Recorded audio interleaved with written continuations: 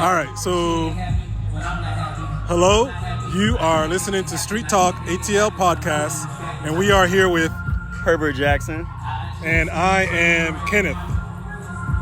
Hebert is and we're out here actually attending the LoveDay event on July 13th? July 13th, yep. And we're listening to some good music, so if you hear a lot of music in the background, that's where it's from, people praising and worshiping the Lord. Hebert, we started talking a few moments ago, but this event, the people who are hosting it, they're trying to encourage people to trust and believe in Jesus Christ and kind of put this event together for people to really spread the word.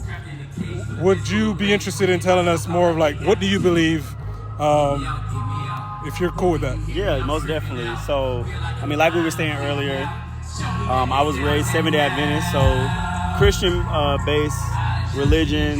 They go to church on Saturday. Very by-the-book religion where, you know, a lot of Bible studying, a lot of community stuff that was going on when I was little.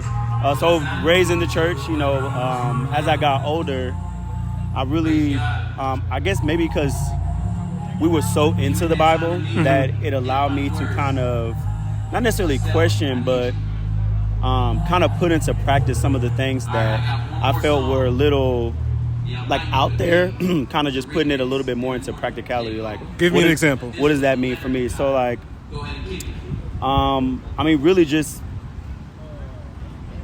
trying to be a better person day by day rather than listening to a story and knowing that story for maybe like information. Like, you know the Bible, you know about the different stories or the different things that Jesus did. Sure. When do you start to put into practice that, you know, when they say Jesus was an example, when do you start going on that journey in your own life versus just knowing the story? Okay. And so that's kind of like how I grew out of all of the hoopla I was in my opinion. So just opinion, you know what I mean? All the different things that was going on in church. Sure. It was more about practicality, more about, you know, what are you doing to better yourself? What are you doing to be a better person? What are you doing to help your friend or help your neighbor? Or really just, you know, at the end of the day, we have to look at ourselves in the mirror. And I feel like there were times when I was in church that a lot of people got more into the routine of what church is. And Sure. I'm using air quotes like routine versus, you know what, I've been here from one Saturday to the next Saturday. Did I grow? Did I put something more into practice versus I'm just used to getting up on Saturday. I'm used to going to church. I'm used to just paying my tithe. What does that mean? Because I feel like although the Bible does have the stories, it's like it's a good guide for you to understand that those stories were with people that were like human. You know, they were going through those experiences. And I think some people get so far into religion where they miss that part. They miss that this is a journey that we're all going through. This is a journey that we're all reaching to, you know, being like Christ, if you will, you know. So how's that journey going for you today? Like where you are today in life. You talked about how this is how it was when you were raised. Yeah. It was kind of sound like it was like following a book, following the rules. Yeah. So how does that look today for you? How have you, I don't know, outgrown that, or how are you, you know, I can say following Jesus today? I think when you kind of put the monkey back on your back and you start to take accountability for, you know, what you need to do day by day, it's tough. You know what I mean? Because you're aware of that. And I think the Bible even talks about, like, you can't unknow what you know. You know what I mean? You can't take back the fact that you know maybe the 10 Commandments or you know what. So you can't unlearn that. So I think it's difficult for people who want to be better. I think it's easier for people who don't, because they don't feel the pressure of, you know, maybe I need to be a better person, or maybe I need to get my life right, or maybe I need, you know, some sort of grounding in, it could be religion, it could be whatever. But I feel like for me in this moment, one, I'm blessed because of, you know, things like my health, my family's health, my career, the things that I've succeeded in life with. I'm proud of those things because it took a lot of hard work and it took a lot of sacrifice. So it is difficult, you know what I mean, day by day to kind of do better.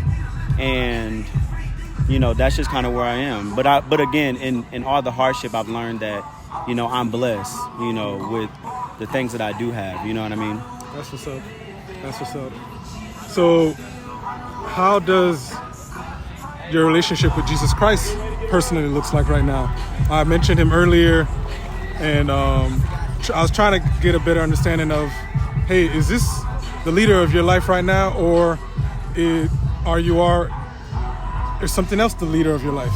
I don't know if I can. I don't want to say I don't believe, because I mean,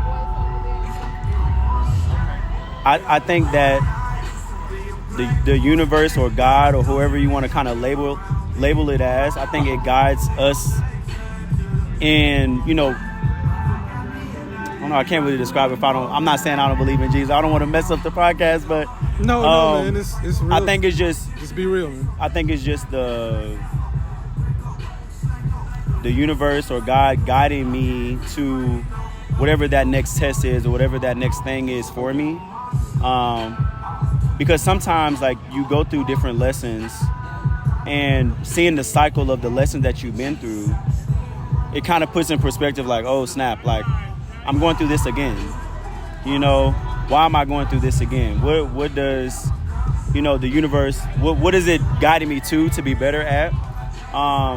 So I don't know. I guess I'm more in tune with the things that are going on internal versus like believing in Jesus Christ, if you will. You know what I mean? Sure.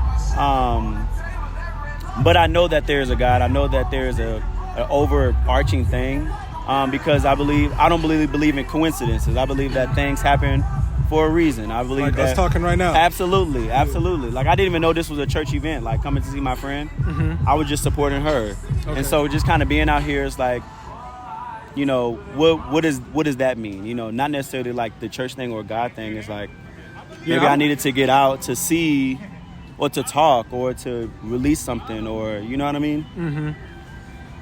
Yeah, I don't know too much of the background behind the event either, but I do know the people behind it.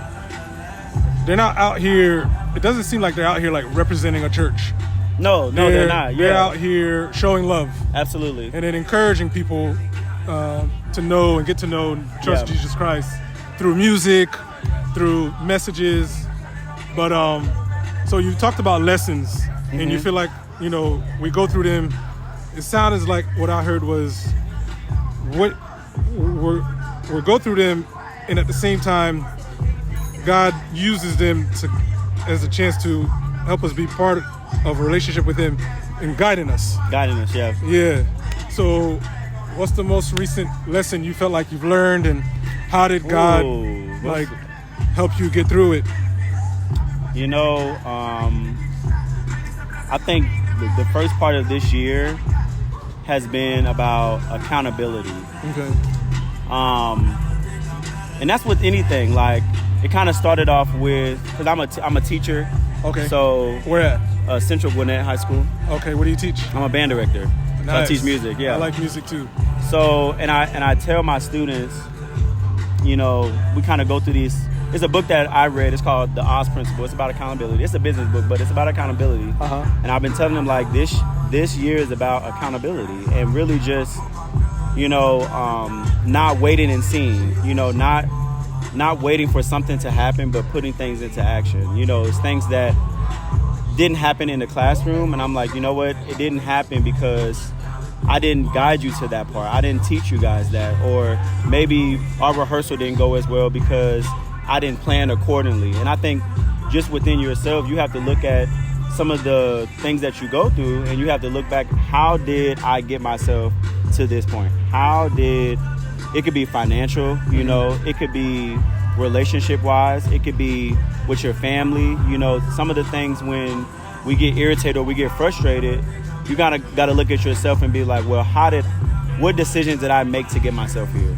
And I think that's kind of the inner part where, you know, you can say that God or Jesus or whoever is guiding you to that point, but sometimes people have a hard time realizing that. You know, sometimes people have a hard time, you know, it's easy to say, you know, like God or Jesus forgave me, or I can go to church or go through those different things. But when you kind of hold yourself accountable to the things that you've learned in church, the things that you learned in the Bible, the things that, you know, you may have been taught, that's when you really truly understand what the lesson is or what you're guiding towards, because you can see, like, you know what, maybe it's a habit, maybe it's I have a bad attitude. You know, I go to church every weekend, but I'm not seeing my blessings flow because of internal blockage or internal, you know, negativity I may have because of my coworker or because of my family member. I'm holding a grudge to them for whatever reason. You know what I mean? You don't get blessings out of that. But until you understand that it's some of the stuff that we cause ourselves is the reason why we can't see the blessings flow like we would like them to, you know? So that's kind of where I am with, you know, this season of my life is really just accountability. Like, what are you doing to better yourself? And the things that you need to work on, how do you hold yourself accountable to just, you know, to just change and not be perfect? It's another book called Brene Brown I read last year. It's called The Gifts of Imperfection, where we try so hard to be perfect. You know, we try so hard to live this life that looks good, but it's the imperfections that really show us who we are and how we can improve. And, you know, it was a good, but it was some things I was going through trying to battle perfectionism. Mm-hmm. And so that book kind of helped me as well, just kind of like. How do you feel like you're still battling that right now? Oh, I don't think I am anymore, because it's just like, I realized that those were just inner things that was kind of like in my head rather than that's not reality, you know what I mean? Because perfectionism is, instead of looking at the big picture, I look down, and it's kind of like you have a tunnel vision where you don't see everything around you because you're afraid of what somebody might say or how people might feel towards you, or you just being a better person. Sometimes you're scared of the vulnerability in that. Mm-hmm. And so you try to just act in your perfectionism. So you mentioned how the accountability lessons you've learned this year kind of showed you in a way, hey, I might be missing out on blessings. Right. Do you feel like, and this might tie to that question I just asked you about, just working on perfection. Mm-hmm. Do you feel like that's kind of a measurement for you of doing things right? Like, oh, I'm blessed, I'll get blessed if I do this. And if that's true, do you still feel like you're trying to earn something in your life from God? I will say this. It's a gospel song that says, and I share this song with everybody. First of all, I love gospel music. Gospel music is one of the best genres, even if you're not religious. It's just something about it. Yeah, I hear you. What God has for me is for me. So I don't necessarily believe in doing things for the blessing. Okay. Because everybody's blessing comes at their own time, because what God has for me is for me. So I know that the things that I do have in the situations that I'm in, like I said, my career, my family, you know, the things that we have grown together with, and the blessings that come from that, it comes at the right time. It comes at the right time. It comes at the right time. So you don't have to strive for, at least I believe, you don't have to strive for, you know, doing these certain things in order to get blessed. I believe that, you know, God's going to bless you when that time is right, you know, because what God has for you is for you at that time, at that moment. And it's different for everybody, you know. I think people, when they see other people get blessed, they feel down, or they may feel some sort of like, well, I'm not doing something right because God's not blessing me. No, it's just not your time yet. You know, that's a good perspective, man. Mm-hmm. You have a good perspective on this, because it's easy to be, I guess, feel let down. Mm-hmm. You know, especially when we get into that comparison game. I'm telling you, and it like inevitably you're gonna try to do things so you can get what that person has. Yeah. And that's when it can get very dangerous, trying to earn what they have and trying to earn their blessings. Yeah. So it's easy to get caught up in that. Mm-hmm. But yeah, I appreciate you being honest about the accountability thing, learning lessons from that. Absolutely. I think it's a good discipline to try to have that in your life, accountability. So let me see. I've taken about 15 minutes of your time. Herbert, do you have any questions for me? I don't want to keep. Yeah, no. What is your religious background? Or how was you raised?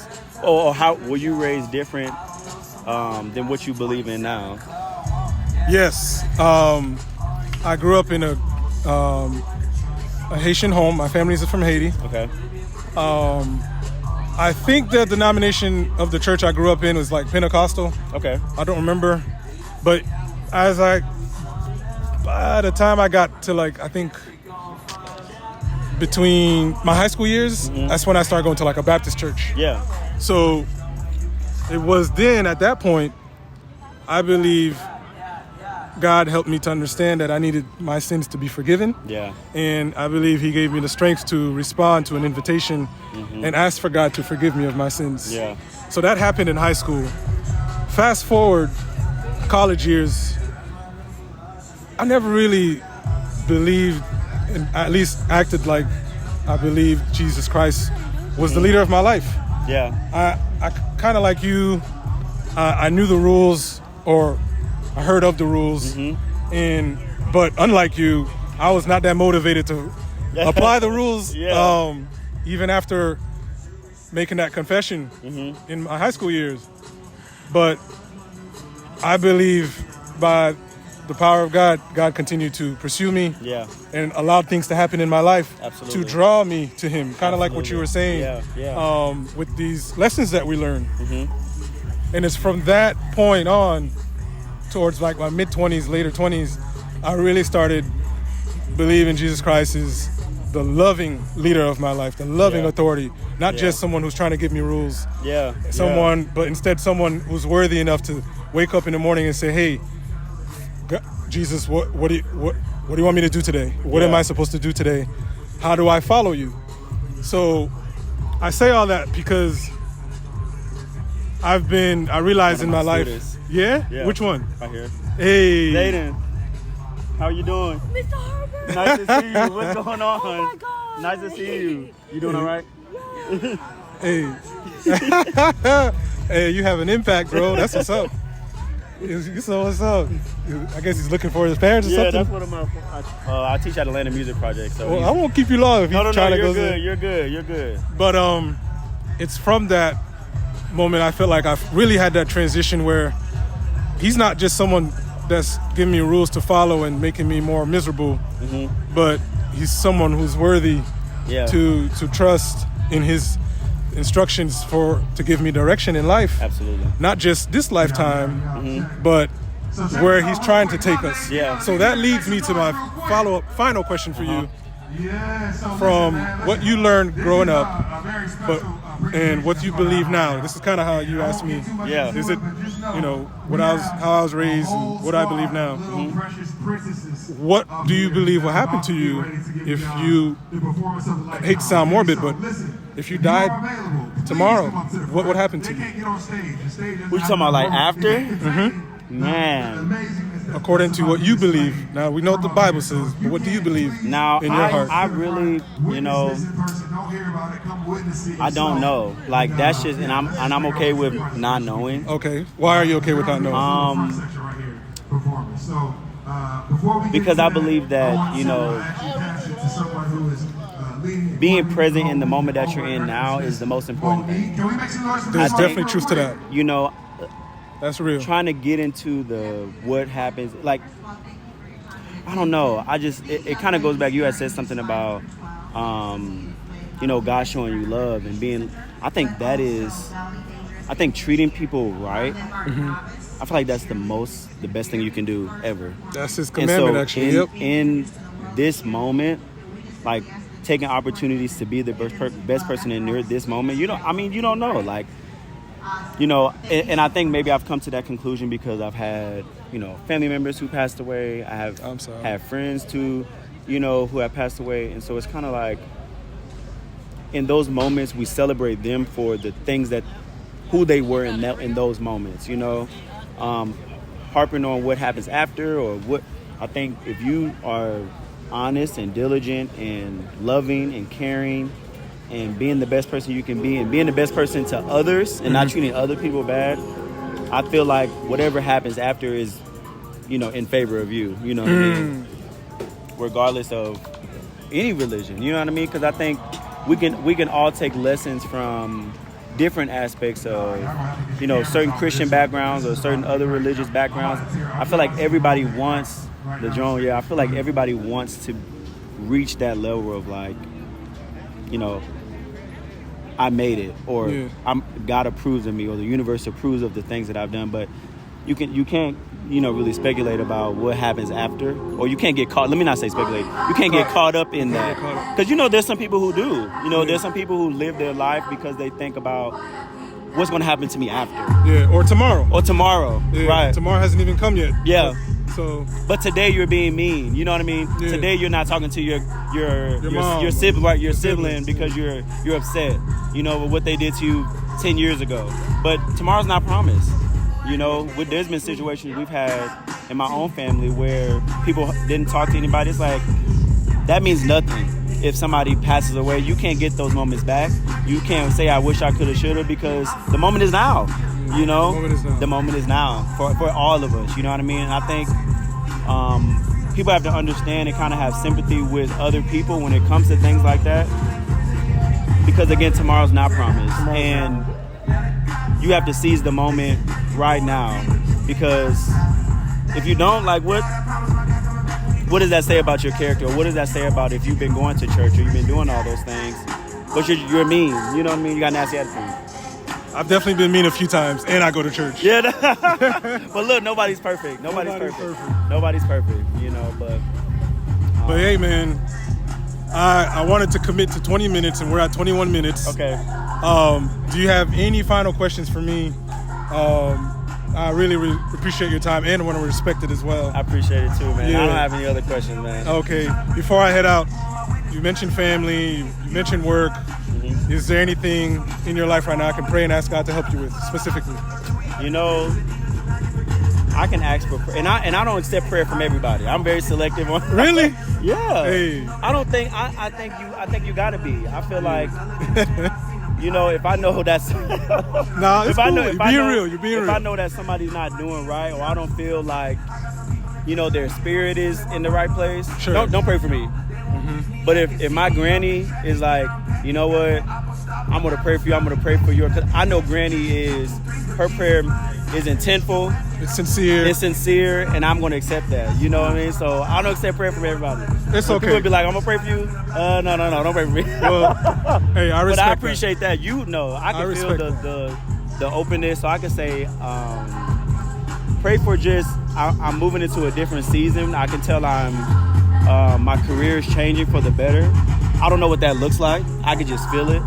So just prayer that I slow down enough to see the doors that are opening for me, because sometimes you move so fast, the door's been open, but you're just moving past it so quick. So, you know, don't say this too loud, because that little boy was really happy to see you today. Yeah, he don't want to hear that you're leaving. Well, no, maybe not even like my job, but you know, just like my career is moving up, and change is you got to be ready for it. You got to be ready for it. You know. So just pray about that. I have guidance in the change that is going on. Are you okay if I pray over this podcast, or I can shut this off and pray? I'd rather shut it off. All right. Yeah. All right. Thank you guys for listening.